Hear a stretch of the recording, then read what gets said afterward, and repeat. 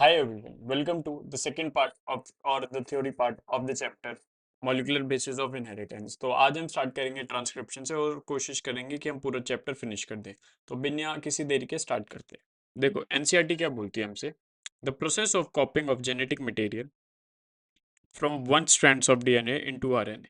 तो डीएनए के आरएनए बनने के प्रोसेस को हम कहते हैं ट्रांसक्रिप्शन। मोटा मोटा बता देता हूँ, ये एक डीएनए का टेम्पलेट होता है और इससे आरएनए बनता है, ये आरएनए बनता है। ठीक है, और इस प्रोसेस को हम ट्रांसक्रिप्शन कहते हैं।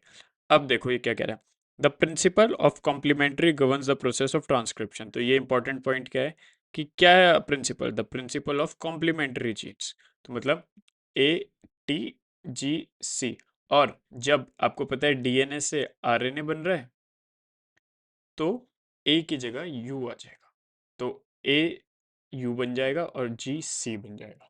ठीक है, अब देखो मैं तुम्हें एक मोटा मोटा बता देता हूँ। सपोज करो ये एक डीएनए का टेम्पलेट है, ए टी सी जी ए, ऐसे मान लिया। तो ये डीएनए, तो इससे जो आरएनए बनेगा उसका क्या होगा, यू ए,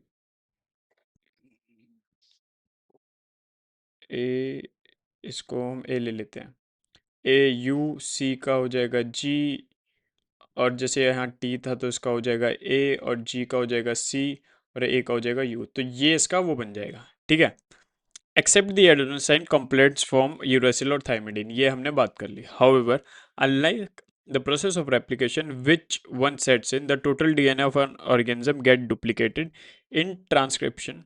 जैसे देखो क्या कह रहा है ये, हाउएवर रेप्लिकेशन की देखो, विच वन सेट रेप्लिकेशन में क्या होता है, total DNA of organism get duplicated. ठीक है, डिफरेंस क्या है यहाँ पे देखो, रेप्लिकेशन ट्रांसक्रिप्शन,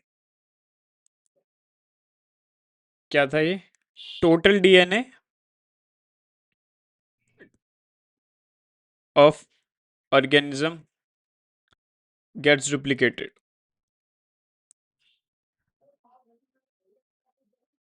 और second in transcription only one segment of DNA, only one strand is copied to RNA। ठीक है, और इसमें only one strands get copied into RNA।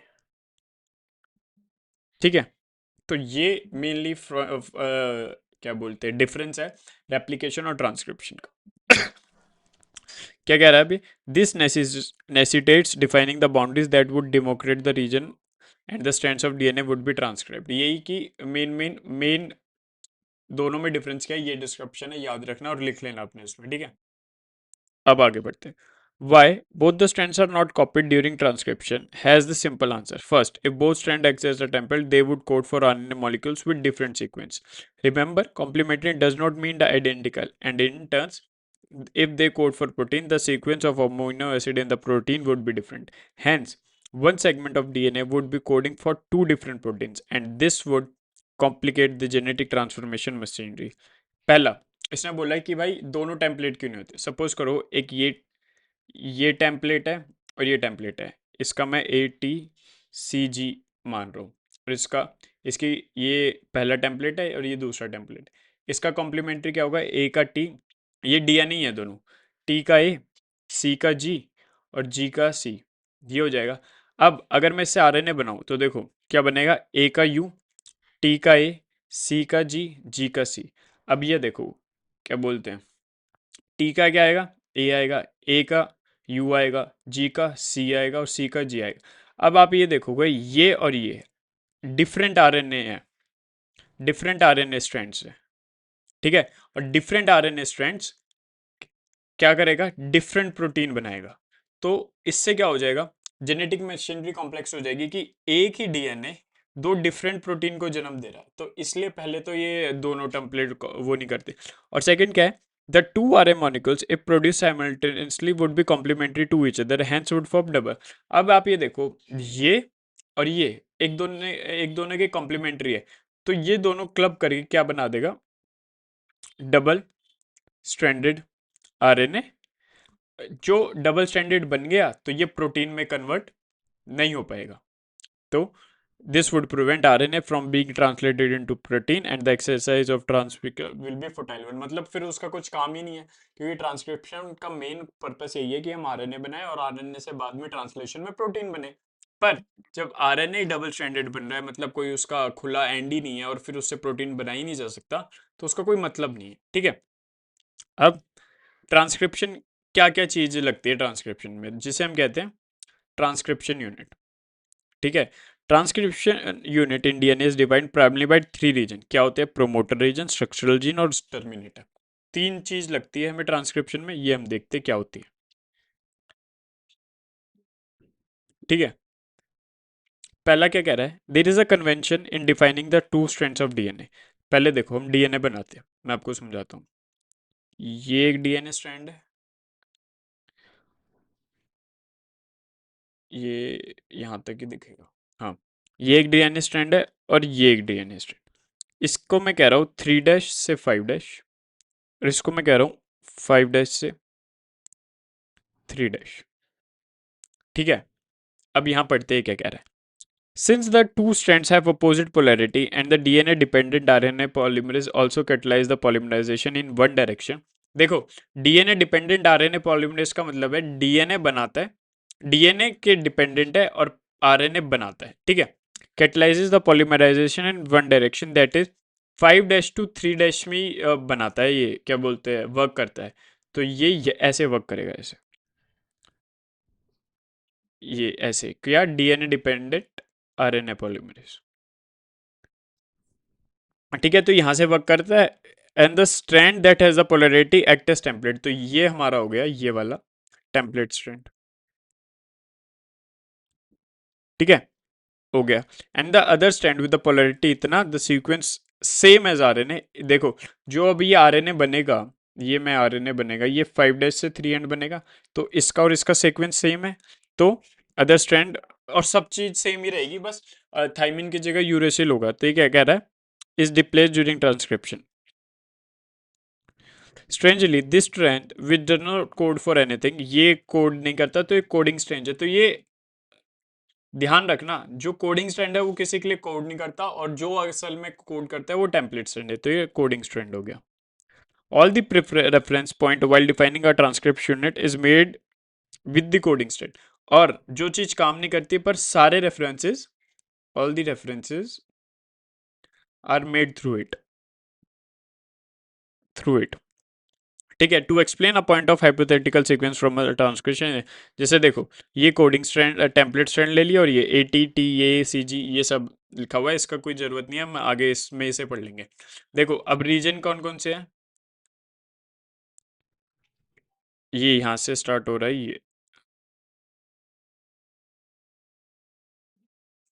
ये इसको हमने कह दिया, दिख रहा है ये प्रोमोटर। ठीक है, और ये हो गया टर्मिनेटर। दिख नहीं रहा, थोड़ा डार्क ले लेते हैं।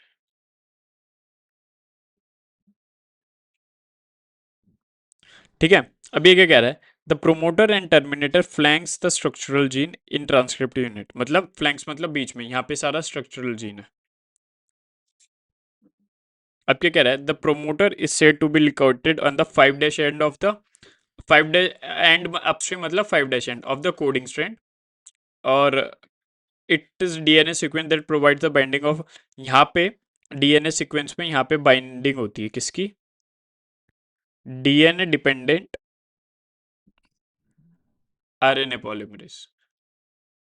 देखो, और आपको पता होगा रेप्लिकेशन में हमारा कौन सा होता है? DNA dependent DNA polymerase, because वो बनाते हैं डीएनए, अब ये आरएनए बना रहा है। ठीक है, ये हो गया बाय स्विच। अब ये कह रहा है defining the, it is DNA that provides binding, and in the presence of a promoter in a transcription unit that also defines the template and ठीक है।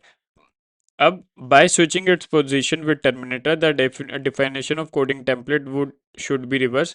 The terminated is located in the 3' and downstream of the coding strand, and it usually defines at the end of the process of transcription। देखो, यहाँ पे promoter है, promoter के side पे क्या होता है? डीएनए डिपेंडेंट आरएनए पॉलीमरेज जुड़ता है डीएनए स्ट्रैंड से, और वो आरएनए आरएनए आरएनए बनाता है।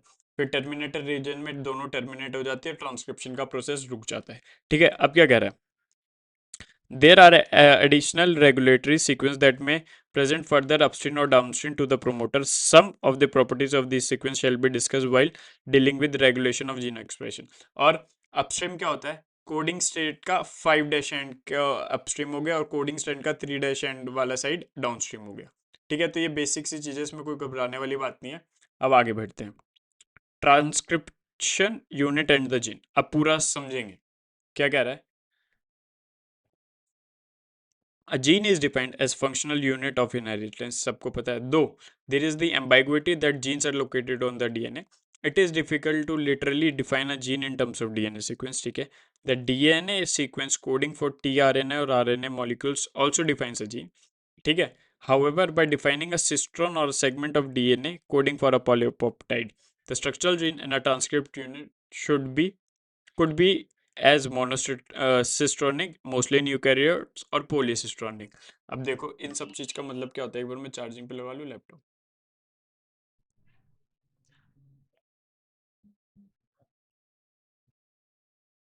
ठीक है, अब ये क्या कह रहे हैं, दोबारा पढ़ते हैं यहाँ से। कि पहले तो हम ये नहीं बता सकते कि जीन्स लोकेटेड कहाँ होते हैं डीएनए में, इसका मतलब हो गया। और it is difficult to literally define a gene in terms of DNA sequence, DNA के टर्म्स में हम जीन को डिफाइन नहीं कर सकते और बहुत ज़्यादा हार्ड है। ठीक है, the DNA sequence coding for the tRNA और RNA molecules also define a gene. और मतलब जो डीएनए मॉलिक्यूल आरएनए के लिए कोड करता है उसको भी हम ऐसे जीन कह सकते हैं। However, by defining a cistron as a segment of DNA coding for a polypeptide, the structural gene in a transcript unit can be monocistronic और polycistronic। देखो क्या होता है मोनोसिस्ट्रोनिक और पॉलीसिस्ट्रोनिक।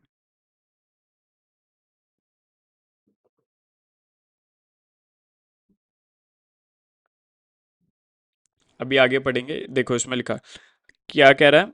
The structural gene in transcript can be as पहले तो किस में होते हैं मोनोसिस्ट्रोनिक जीन? यूकैरियोट्स में, यूकैरियोट्स में। और ये होता है बैक्टीरिया है ये प्रोकैरियोट्स में। In eukaryotes, the monocistronic structural gene have interrupted coding sequence. The gene in eukaryotes are split. The coding sequence or express sequence are defined as exon. देखो मोनोसिस्ट्रोनिक में कैसे होते हैं, ये जीन है समझो, और यहाँ बीच में स्पेस है, फिर ये जीन है, फिर ये स्पेस है, फिर ये जीन है। ये मोनोसिस्ट्रोनिक जीन हो गया। और द कोडिंग सीक्वेंस और express are defined as exon, और ये सबको ये इसको हम एक्सॉन कहते हैं, लाल वाले को। Because exons are said to be those sequences that appear in matured or processed RNA. The exons are so इसको exons कहते हैं, are interrupted by introns। ये introns है, मतलब प्रोसेस। ठीक है, the split gene arrangement further complicate the definition of gene in terms of DNA segment. ये सब है। अब पॉलीसिस्ट्रोनिक, ठीक है ये हो गया। अब बात आती है कि मोनोसिस्ट्रोनिक जीन और पॉलीसिस्ट्रोनिक जीन क्या होते हैं। मोनोसिस्ट्रोनिक जीन वो होते हैं विच कोड्स फॉर सिंगल प्रोटीन, और पॉलीसिस्ट्रोनिक जीन होते हैं कोड्स फॉर मल्टीपल प्रोटीन। ठीक है, ये बात हो गई। अब क्या कह रहा है, इनहेरिटेंस। और देखो इंट्रॉन्स क्या होते हैं, जो वेस्ट पार्ट होते हैं, और एक्सॉन्स क्या होते हैं, जो एक्चुअली जो पॉलीपेप्टाइड को बनाएगा, या मतलब जो प्रोटीन के सिंथेसाइज करेगा एक मैच्योर्ड आरएनए में। ठीक है, inheritance of a character is also affected by promoter and regulatory sequence of the structural gene. Hence, sometimes the regulatory sequence are loosely defined as regulatory genes, even though these sequences do not code for any RNA or protein। देखो ये कोई, ये पता है, ये ऐसी line है जिससे कंट्रोवर्सीज होती है। तो इस कंट्रोवर्सी में अभी आप मत पढ़ो, क्योंकि यहाँ से क्वेश्चन आ के चांसेस तो 1% है। पहली बात, आज तक इस लाइन से क्वेश्चन ही नहीं आया। और ये क्या कह रहा है, ये खुद को इसको भी नहीं पता। देखो, inheritance of a character is also affected by promoter and regulatory sequence of a structural gene. ये इंपॉर्टेंट लाइन है कि inheritance of a character is also affected by promoter और regulatory sequence of a structural gene की। Promoter कहाँ पर है, terminator कहाँ पर है, इनहेरिटेंस में उसका भी फर्क पड़ता है, इसने बोल दिया।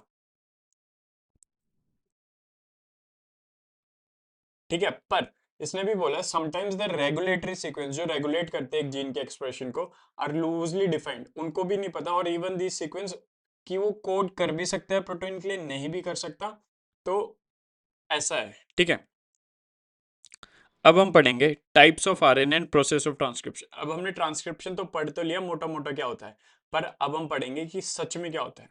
इससे पहले देखो, अब हम ट्रांसक्रिप्शन का प्रोसेस पढ़ेंगे, प्रोसेस ऑफ ट्रांसक्रिप्शन।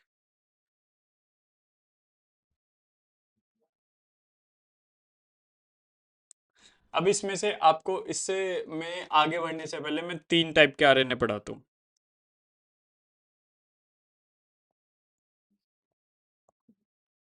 एमआरएनए, जिसे हम क्या कहते हैं, मैसेंजर आरएनए।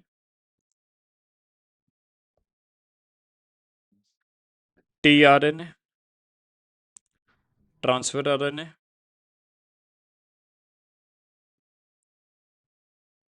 और आरआरएनए। आरआरएनए क्या होता है, राइबोसोमल आरएनए। अब इनके फंक्शंस है, वैसे तो आगे पता चल जाएगा, पर मैं आपको यहाँ लिखवा दे तो पता होगा।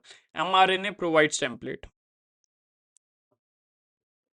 ठीक है, कुछ भी अटैच करने के लिए। टीआरएनए क्या करता है, bring amino acid and read genetic codes, ये आगे हम पढ़ेंगे, पर लिख लो। और आरएनए क्या होता है, जिसमें स्ट्रक्चरल और कैटालिटिक रोल होता है, जिसका ट्रांसलेशन में structural and catalytical role during translation.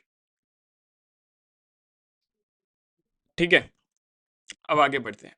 अब हम पहले तो प्रोकैरियोटिक की बात कर रहे हैं। In bacteria there are three types of RNA, ये सभी मैंने बता दिया। All three RNA are needed to synthesise a protein in the cell. तीनों आरएनए की जरूरत है अगर आपको आरएनए से प्रोटीन बनाना है पहली बार। The RNA provides template, three tRNA amino acid read genetic code, RNA play structure and catalytical role in translation. ये हमने पढ़ लिया, अभी लिखवा भी लिया। अलग से लिखने में क्या होता है, आपको पता है, आप क्या रिवाइज करना है। ठीक है, there is a single DNA dependent RNA polymerase that catalyzes transcription for all type of RNA in bacteria, ये हमने पढ़ लिया था। RNA polymerase bind to promoter and initiate transcription. It uses nucleo, देखो होता क्या है, मैं आपको एक चीज समझाता हूँ।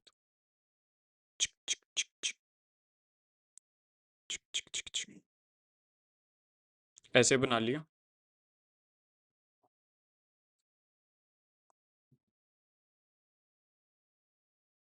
और यहाँ होता है ये RNA polymerase। ठीक है, अब क्या होता है, एक फैक्टर आता है जिसे हम कहते हैं sigma factor.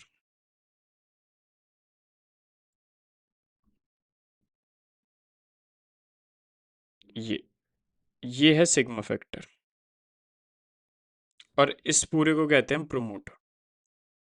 RNA polymerase binds with rho factor to initiate the process of transcription. समझ आ गई लाइन। अब it uses nucleoside triphosphate as a substrate and polymerizes in a template dependent fashion following the rule of complementary.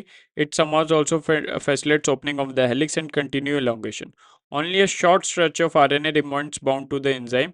Once the polymerase reaches the terminator end, the nascent RNA falls off. Also, the RNA polymerase, this result in termination.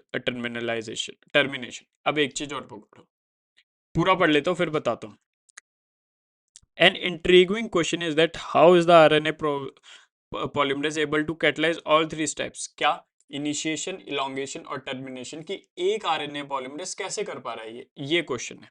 अब इसको भाई साहब कह रहे हैं the RNA polymerase is only capable of catalysing the process of elongation. सिर्फ elongation कर सकता है आरएनए पॉलीमरेज, बिकॉज उसका नाम ही पॉलीमरेज है, मतलब चीजें बनाता है। But it associate transiently with initiation factor, ये एंड टर्मिनेशन फैक्टर जो यहाँ पे बाद में row to initiate and terminate the process of transcription. ठीक है, association with these alter the specificity of RNA polymerase to either देखो अगर आरएनए पॉलीमरेज क्या बोलते हैं रो फैक्टर से जुड़ गया तो वो इनिशिएशन में काम आएगा, सिग्मा फैक्टर से आ गया तो वो इनिशिएशन में काम आएगा, रो फैक्टर से जुड़ गया तो वो क्या बोलते हैं टर्मिनेशन में काम आएगा, वही कह रहा है। ठीक है, वही है देखो, आरएनए पॉलीमरेज है, यहाँ पे रॉ से आ गया तो ये इलोंगेट इनिशिएट करेगा ट्रांसक्रिप्शन, फिर ये यहाँ से रॉ हट जाता है क्योंकि RNA polymerase is capable only of doing elongation, तो इलोंगेशन खुद करता है और यहाँ से एक छोटा सा जो आरएनए बनाता है ये बाहर निकाल देता है। अब जब टर्मिनेट करना होता है प्रोसेस तो अब रॉ फैक्टर से आरएनए पॉलीमरेज जुड़ता है और वो प्रोसेस टर्मिनेट हो जाता है, यही है। In bacteria, since mRNA does not require any process to become active, and also since transcription and translation take place in the same compartment, there is क्योंकि सिस्टोल और न्यूक्लियस का कोई अलग अलग नहीं है तो यूकैरियोट में ट्रांसक्रिप्शन और ट्रांसलेशन एक ही साथ होता है, मार्क कर देते हैं। क्योंकि अगर क्वेश्चन भी आ सकता है as there is no separation of cytosol and nucleus in bacteria, many times the translation can begin much more before mRNA is fully transcribed.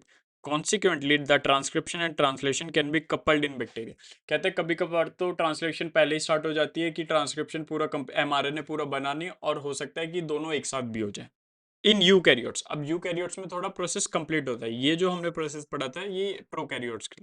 Eukaryotes there are two additional complexity, वही introns exons हमने बात करे थे।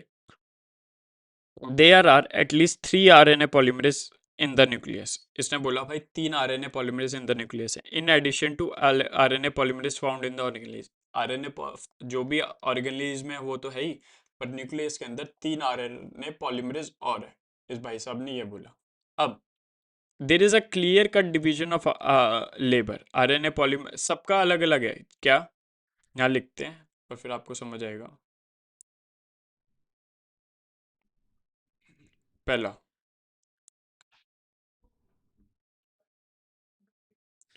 RNA polymerase 1 क्या करता है, ये RNA polymerase 20 minute तो ट्रांसक्रिप्शन में लग गए। आरएनए पॉलीमरेज क्या करता है, ट्रांसक्राइब्स आरआरएनएस। कौन कौन से ट्रांसक्राइब्स, 28S 18S और 5.8S। आपको ये याद होना चाहिए फर्स्ट में सारे जिसमें भी 8 है वो सब, 28 में 8 है, इसमें 8 है, इसमें 8 है। अब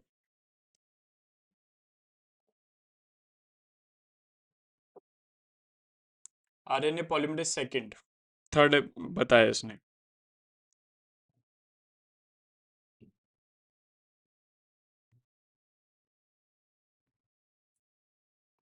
क्या कह रहा है ये,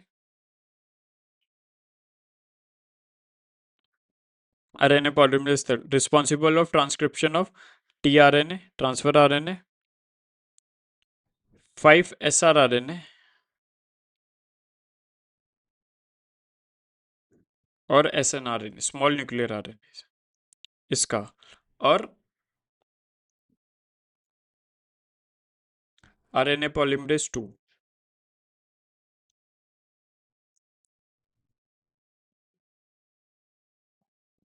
क्या करता है, transcribes P cursor of mRNA की mRNA का अनप्रोसेस्ड वर्जन जिसे हम hnRNA कहते हैं। पहला तो ये हो गया। अब क्या कह रहे हैं भाई साहब हमारे, the second complexity is the primary transcript contains both exons and introns and are non-functional। आपको पता है एक्सॉन्स और इंट्रॉन्स, एक्सॉन्स होते फंक्शनल्स, यहाँ पे भी आपको दिखेगा एक्सॉन्स होते फंक्शनल्स, इंट्रॉन्स आते हैं नॉन फंक्शनल। ठीक है, hence it is subjected to the process of splicing where the introns are removed and exons are defined in defined। क्या होता है, जैसे ये सपोज करो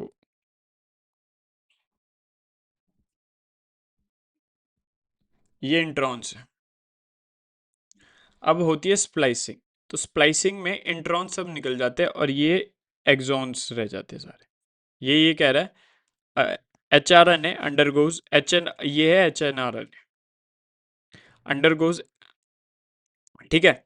H N R N undergoes additional process called as capping and tailing. अब यहाँ पे cap लगा देते हैं। कैप में क्या होता है, इन कैपिंग अनयूजुअल न्यूक्लियोटाइड्स क्या कहते हैं, methyl guanosine triphosphate is added at 5' end of HNN-RNA, ठीक है। इन टेलिंग एडिनाइलाइट रेसिड्यूज कितने 200 से 300 are added at 3' end of template independent manner, ठीक है। It is fully it is the fully processed HNRNA। अब ये जो HNRNA हो गया हमारा, इसे हम कहते हैं mRNA या मैसेंजर आरएनए, ठीक है। That is transported out for nucleus. अब ये जाएगा ट्रांसलेशन के लिए, ठीक है। अब हमारा बिल्कुल बन गया एक मैसेंजर आरएनए जिस जो अब ट्रांसलेशन कराएगा।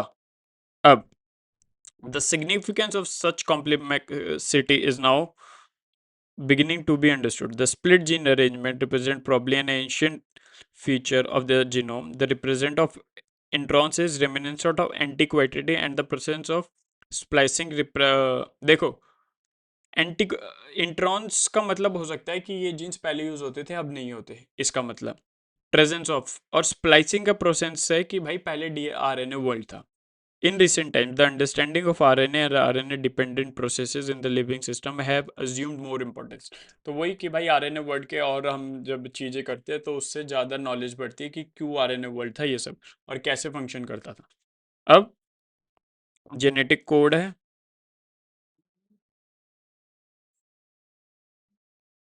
फिर ट्रांसलेशन तो छोटा सा है, अभी आधे घंटा हुआ है, जेनेटिक कोड तो करते हैं। मेरे को लग रहा है एक और लेक्चर लगेगा इसमें। Genetic code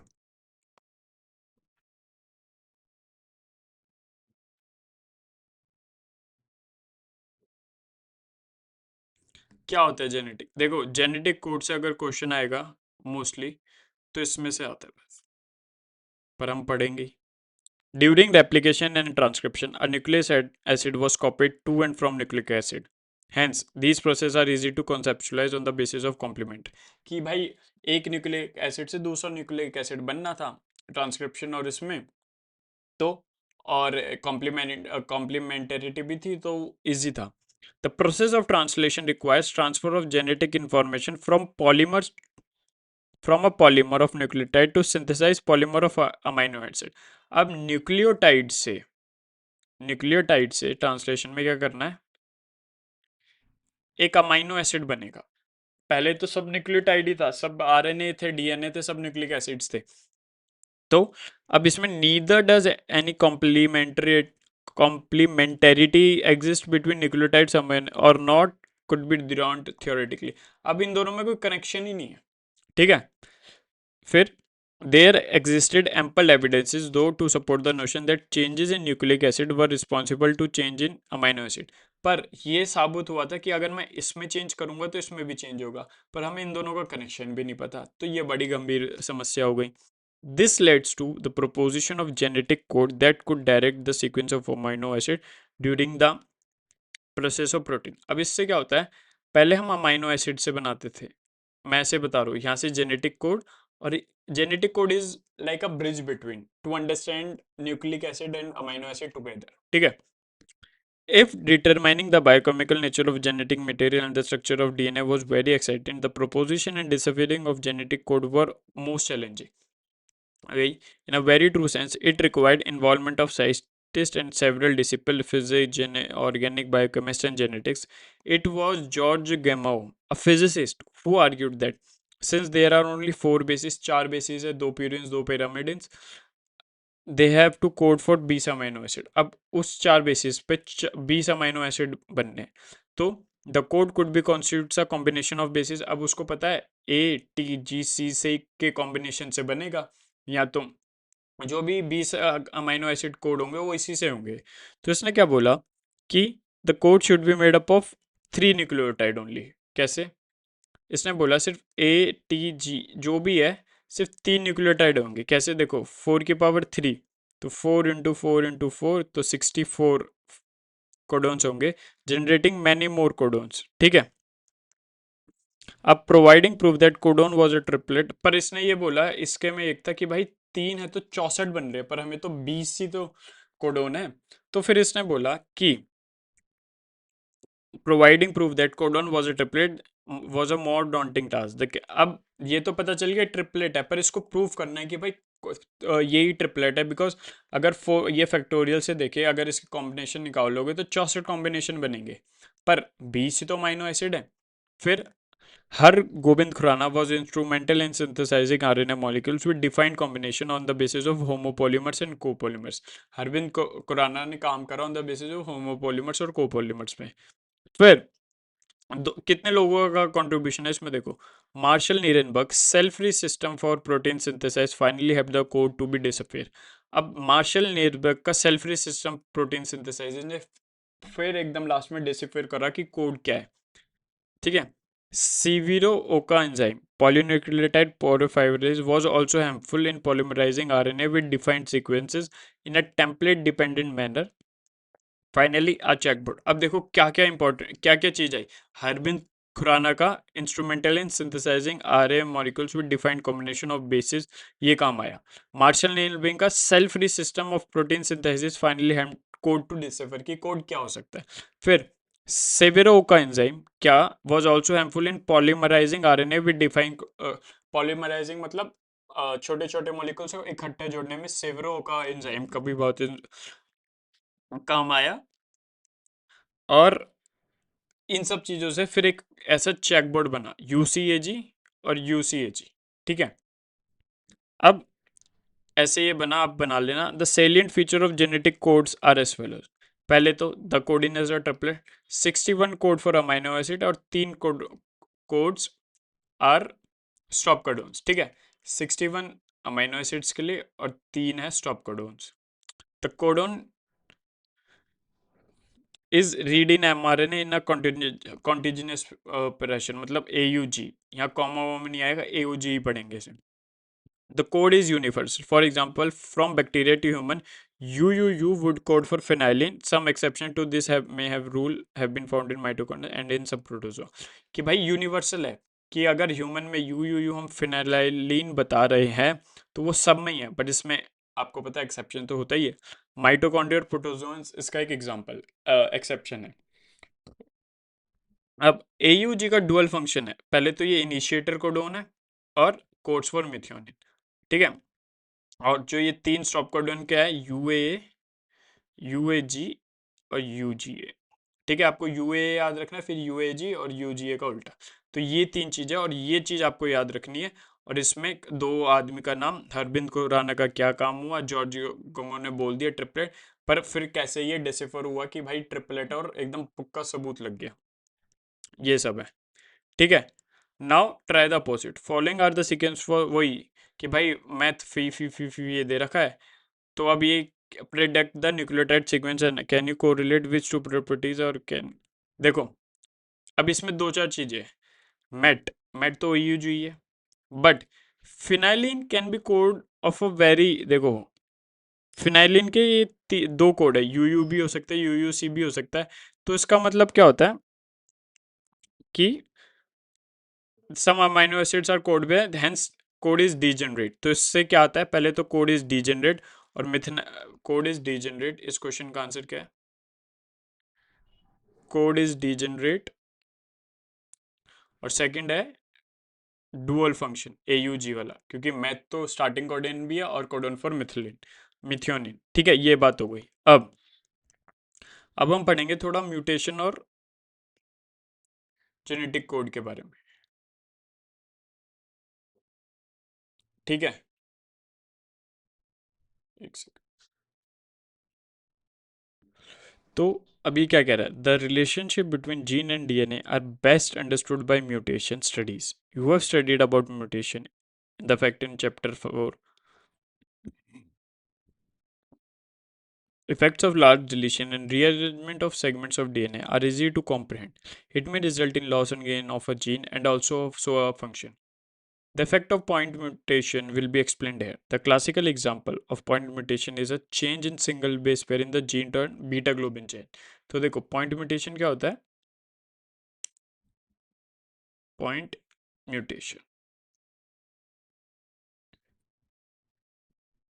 change in single BP or BP base pair in the gene और बीटा ग्लोबिन चेन. ठीक है, जैसे एक एग्जांपल है कि glutamate to valine amino acid change हो जाता है, तो ये इस डिजीज का नाम होता है सिकल सेल एनीमिया. जेनेटिक्स में पढ़ेंगे. Effect of point mutation that inserts or deletes a base instructional gene can be better understood by, देखो कैसे है. Ram has red cap. Ram has red cap. If int is B similarly, तो ये अब पूरा यहाँ से चेंज हो गया. अब ऐसे B हटा दें और B आया, अब ये पूरा यहाँ से चेंज हो गया. ऐसे ही सेम एक्सरसाइज भी वही है. अब फ्रेम शिफ्ट क्या है? The conclusion from above exercises vary inertia, insertion or deletion of one or two bases changes reading frame from the point of insertion or deletion वही. However, such mutations are referred to as frame mutation, frame shift insertion or delete mutation. ठीक है, अब समझ गए कि जब पूरा frame ही change हो गया ना, अब मैंने यहाँ से चेंज कर दिया, यहाँ से मैंने एंटर करा. ठीक है, और यहाँ से ही अब पूरा चेंज हो गया, फ्रेम शिफ्ट मतलब शिफ्ट हो गया पूरा सीक्वेंस पढ़ने का. तो ये होता है फ्रेम शिफ्ट म्यूटेशन या deletion mutation. Insertion of deletion और थ्री हैंस मल्टीपल ये. और पॉइंट म्यूटेशन का एग्जांपल होता है जब पूरा एक बेस पेयर ही चेंज हो जाए और कुछ चेंज ना हो. जैसे सिक्स्थ कोडोन में वेलिन से ग्लूटामेट से वेलिन हो जाता है, उसका एग्जांपल होता है सिकल सेल एनीमिया. ठीक है, तो इसके इसके आगे का हम तीसरे पार्ट में करेंगे, जिसमें हम क्या क्या पढ़ेंगे, क्या बोलते हैं, क्या ये ट्रांसलेशन और लैकोपेरन और डीएनए फिंगरप्रिंटिंग. डीएनए फिंगरप्रिंटिंग ज़्यादा नहीं है, बस वो कुछ पॉइंट्स है वहीं से क्वेश्चन आते हैं, तो एक घंटे की क्लास और लगेगी. मैं ज़्यादा बड़ा नहीं करना चाहता. So this was the class. So अब अगले थर्ड वाले पार्ट में मिलते हैं इसके. ठीक है.